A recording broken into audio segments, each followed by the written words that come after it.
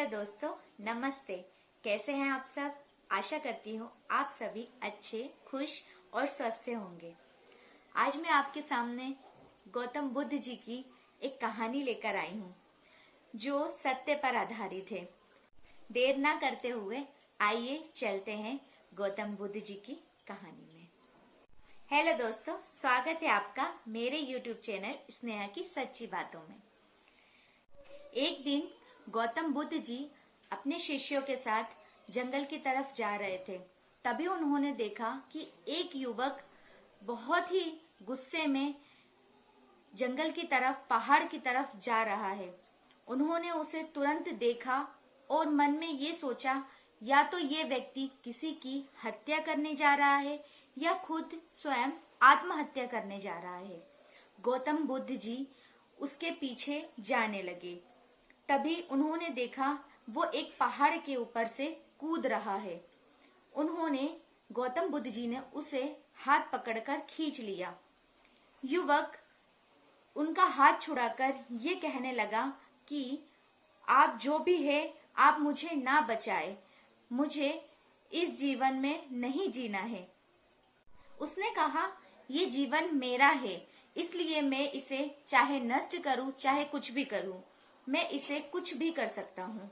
तो गौतम बुद्ध जी ने उससे धैर्यता से कहा कि 10 मिनट आप रुक जाइए और 10 मिनट तक थोड़ा शांति बनाए रखें और अपने मन को शांत करके, आंखें बंद करके, दोनों हाथों की मुट्ठियां खोल के 10 मिनट तक ध्यान करें। उसने कहा, मैं वैसे भी इस जीवन से बहुत परेशान हो चुका हूँ, मैं अपने आप से परेशान हो चुका हूँ, इसलिए मैं ये सब आपकी बातें क्यों सुनूं। लेकिन हाँ, अगर आप कहते हैं कि उसके बाद मैं आत्महत्या कर सकता हूँ, तो फिर मैं ये चीज आपकी अपनाता हूँ। उसने आंखें बंद करके दोनों मुट्ठी खोल ली। 10 मिनट तक वह ऐसा ही मौन रहा। उसके बाद उसने जैसे ही तुरंत आंखें खोली तो वह पहाड़ की तरफ फिर दौड़ चला। पहाड़ की तरफ जाते जाते उसने कूदना चाहा, पर उसे अजीब लगा तो वह 2 कदम पीछे हट गया। फिर वह वापस बुद्ध जी के पास गया। उसने बुद्ध जी से कहा, आप कौन हैं? मैं आपको नहीं जानता, पर आपने जो जैसा कहा, मैं उसके बाद आत्महत्या करने गया भी, पर मैं आत्महत्या नहीं कर पाया। ऐसी क्या शक्ति है आप में जो मैं आपकी बात सुनकर ऐसा नहीं कर पाया? कृपया आप मुझे बताएं, आप कौन हैं, कहाँ से आए हैं? गौतम बुद्ध जी ने कहा, लोग मुझे बुद्ध कहते हैं। तब उस युवक ने कहा, मैं आपकी शरण में आना चाहता हूँ, आपसे ज्ञान प्राप्त करना चाहता हूँ। बुद्ध जी ने उसे समझाया कि ये शरीर तुम्हारा नहीं है, ये शरीर तुमने नहीं लिया, ये शरीर तुम्हें दिया गया है, इसलिए इसे नष्ट करने का तुम्हें कोई हक नहीं बनता। बुद्ध जी ने कहा, आप मुझे विस्तार से बताइए कि आप आत्महत्या क्यों करना चाहते थे। तो उसने बताया, मैं अपने जीवन से बहुत परेशान हो चुका हूँ। मेरे पिताजी मुझे बिल्कुल पसंद नहीं करते हैं, मुझे हर जगह अपमानित करते हैं। उन्होंने जब उसका कारण उस युवक से पूछा तो उस युवक ने बताया, बचपन में मेरे पिताजी मुझसे बेहद प्यार करते थे, बहुत स्नेह करते थे, पर उसके बाद मैं धीरे धीरे बड़ा होते गया। उन्होंने मुझे गुरुकुल भेज दिया। उन्होंने मुझसे कहा, तुम वहां से ज्ञान और शिक्षा प्राप्त करके आना। मैं जब ढेर सारा ज्ञान, शिक्षा प्राप्त करके आया तो उसने बताया कि मैंने सारा ज्ञान, उपनिषद और सारी चीजें कंठस्थ कर ली है। अब मुझे कोई भी किसी भी चीज में हरा नहीं सकता। पिताजी ने मुझसे कहा, तुम बहुत गलत सोच रहे हो, तुमने इतना ज्ञान प्राप्त नहीं किया।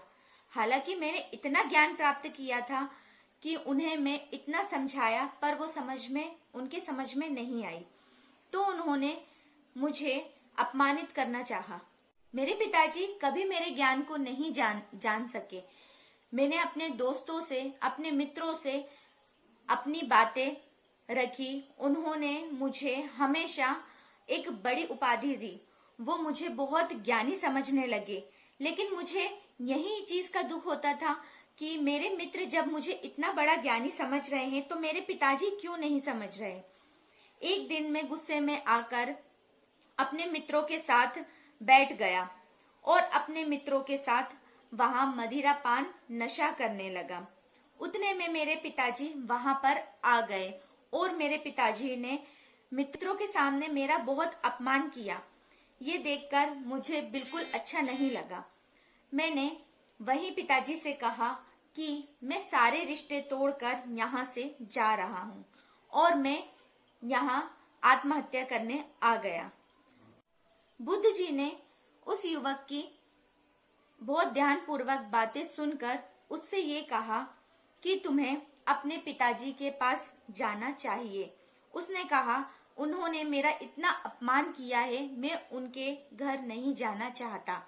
तो उन्होंने कहा, ठीक है, तुम मेरी शरण में 4 दिन रह सकते हो और फिर उसके बाद मध्य रात्रि में, आधी रात में तुम अपने घर जाना और फिर तुम्हें सारी बात का मालूम पड़ेगा। उसने वैसा ही किया। बुद्ध जी की बात मानी और 4 दिन उनकी शरण में ज्ञान प्राप्त करके अपने पिताजी के घर गया। उसने चुपचाप से देखा तो आधी रात को उसकी माँ बिस्तर में पड़ी हुई थी और वह बहुत बीमार थी। उसके पिताजी बगल में ही उनकी माता जी के पास बैठे हुए थे। वो चुपचाप सारी बातें दोनों की सुनता रहा। माता जी उनके पिताजी से कहती रही कि तुम्हारी इतनी सख्ती की वजह से मेरा बेटा घर छोड़कर चला गया। तुम अगर इतनी सख्ती नहीं करते तो मेरा बेटा आज मेरे पास होता। वो युवक ये बातें सुनता रहा। उसने अपने पिताजी को बचपन से लेकर बड़े तक कभी दुखी नहीं देखा। उसने अपने कारण अपने पिताजी की आंखों में आंसू देखे। फिर उसने अपने पिताजी की बात सुनी। उसके पिताजी उसकी माताजी से कहते रहे कि मैं उसे समझाता रहा कि तुझे जो ज्ञान प्राप्त हुआ है उसका अहंकार मत कर। तुझे आगे और कुछ करना है, तुझे आगे और ज्ञान प्राप्त करना है। पर वो नहीं माना। वो अपने आप को बहुत बलशाली समझने लगा। वो समझने लगा इस दुनिया में मुझसे ज्यादा ज्ञानी कोई नहीं। इसलिए मैंने उसे समझाने की कोशिश की पर वो नहीं समझा। मुझे लगा उसके मित्र उसे समझाएंगे तो शायद उसे समझ में आ जाएगा, परंतु वो नहीं समझ पाया। एक दिन वो अपने मित्रों के साथ मदिरा पान करने लगा। उसे उस अवस्था में देखकर मुझे बहुत बुरा लगा। मैंने सबके सामने ही उसे बहुत डांटा और उसे समझाया पर उसके समझ में नहीं आई, इसलिए वो घर छोड़कर चला गया। तुम चिंता मत करो, मैं उसे कहीं ना कहीं से ढूंढ कर ले आऊंगा और उसे फिर से समझाऊंगा। मुझे लगता है शायद मेरी परवरिश में इतनी कमी रह गई कि मेरा बेटा मुझसे दूर चला गया। मुझे समझने की बजाय मुझे ना समझकर वह मुझसे दूर चला गया। तभी माता जी ने कहा, मुझे ऐसा लगता है इस गांव में बुद्ध जी ठहरे हुए हैं। आप वहां जाकर देखना, शायद मेरा बेटा, मुझे ऐसा लगता है, वहीं पर उपस्थित है। तो उन्होंने कहा, ठीक है, मैं कल सुबह होते ही उधर चले जाऊंगा और तुम्हारे बेटे को वापस ले आऊंगा। बेटा ये बात सुनकर बहुत दुखी हुआ और वापस बुद्ध जी के पास गया। उसने बुद्ध जी से सारे हाल बताया, सारी बातें बताई कि मैं जब वहां गया तो क्या क्या सुना। तो बुद्ध जी से उसने कहा कि बुद्ध जी, अब मुझे समझ आ रहा है कि मैंने जो ज्ञान प्राप्त किया था वो व्यर्थ था। मैंने अपने पिताजी को नहीं समझा, मैंने अपनी माता जी को नहीं समझा। मैंने हमेशा यही समझा कि मुझे बहुत ज्ञान प्राप्त हो चुका है तो इस दुनिया में मैं ही बलशाली हूँ। बुद्ध जी ने कहा, तुम्हारे क्रोध की वजह से ये सब हुआ है। तुम्हारे पिताजी तुम्हें सही समझाते थे, परंतु तुम्हारे क्रोध की वजह से तुम्हें ऐसा लगता था कि सब ज्ञान मुझे ही है। तब वो बुद्ध जी से कहता है, बुद्ध जी, मुझे तो बिल्कुल ज्ञान प्राप्त नहीं है। अब मुझे लगता है कि मैं आपकी शरण में रहकर और ज्ञान प्राप्त कर सकता हूँ। बुद्ध जी ने मुस्कुराते हुए कहा, तुम यहाँ रुक सकते हो, लेकिन सुबह तुम्हारे पिताजी यहाँ आएंगे। तुम अपने पिताजी के साथ घर वापस जाना और उनसे आज्ञा लेकर मेरे पास आना। मेरा संग हमेशा सबके लिए खुला रहता है। आप जब चाहे आना चाहते हैं आ सकते हैं, मुझसे ज्ञान प्राप्त कर सकते हैं। उसने वैसा ही किया। सुबह होते ही उसके पिताजी उसके पास आए और उसे घर वापस लेकर जाने लगे। तभी उसने अपने पिताजी से उस चीज की माफी मांगी और बुद्ध जी के पास ठहरकर शिक्षा प्राप्त करने लगा, ज्ञान प्राप्त करने लगा। दोस्तों, हमें इस कहानी से, इस सत्यता से यही पता चलता है कि हमें हमेशा अपने ज्ञान पर इतना घमंड नहीं करना चाहिए। हमें ये जीवन ईश्वर ने दिया है, इसलिए हमें कोई हक नहीं बनता कि हम अपने जीवन को ऐसे व्यर्थ करें, उसे नष्ट करें। मैं आशा करती हूँ कि मेरी इस कहानी से लोगों ने कुछ ना कुछ सीखा ही होगा। जब इंसान क्रोधित होता है तो ऐसे फैसले लेता है और हमेशा अपने जीवन को नष्ट करना चाहता है। इसलिए दोस्तों, कभी भी जब क्रोध में आए तो शांत मन से सोचकर, गहन चिंतन कर हमें यह जानना है कि ये शरीर हमने नहीं लिया है, ये हमें दिया गया है, ये हमने प्राप्त किया है। गुस्सा हमेशा इंसान को बर्बाद कर देता है। इसलिए जब कभी बहुत ज्यादा गुस्से में आए तो ऐसे फैसले ना ले जिससे हमें और हमारे अपनों को परेशानी हो। मैं आशा करती हूँ आपको इस कहानी की सत्यता पसंद आई होगी।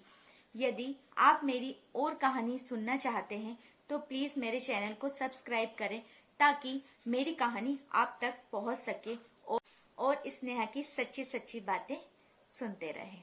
नमस्ते।